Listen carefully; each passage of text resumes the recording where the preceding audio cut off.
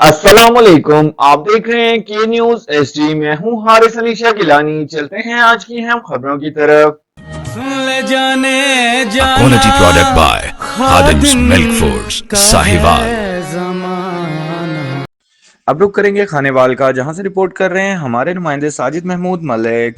इस्तेकाम पाकिस्तान इत्तेहाद foundation के chairperson Sajida Ahmad ने बलोचिस्तान के मुख्तलिफ इलाकों में होने वाली दहशत गर्दी की हालिया कार्रवाइयों को नाकाम बनाने पर पुलिस और सिक्योरिटी फोर्सेस की को ज़बरदस्त खराज तहसीन पेश किया। इन वाक़यात के पुस पर्दा भारत के मुलविस होने के भी इल्ज़ाम आयद किए।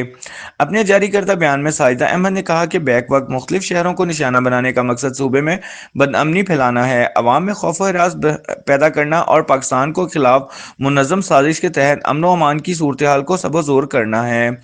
इन्होंने कहा कि दस्तयाब शवाहिद और माजी के वाक़यात इस अमर की निशानदही करते हैं कि इन दहशतगर्द कार्रवाइयों के ताने बाने भारत से मिलते हैं, जो मुसलसल बलूचिस्तान में अदम इस्तेकाम पैदा करने की कोशिश में मुलविस रहा है। इन्होंने कहा कि पुलिस और सिक्योरिटी फोर्सेस ने बरवक्त मुयसर पेशा वराना कार्रवाई करते हुए न सिर्फ दहशत गर्दों के नापाक अज़ाइम को नाकाम बनाया, बल्कि ये भी साबित कर दिया कि बलूचिस्तान के अमन से खेलने वालों के लिए इस सरजमीन पर कोई जगह नहीं।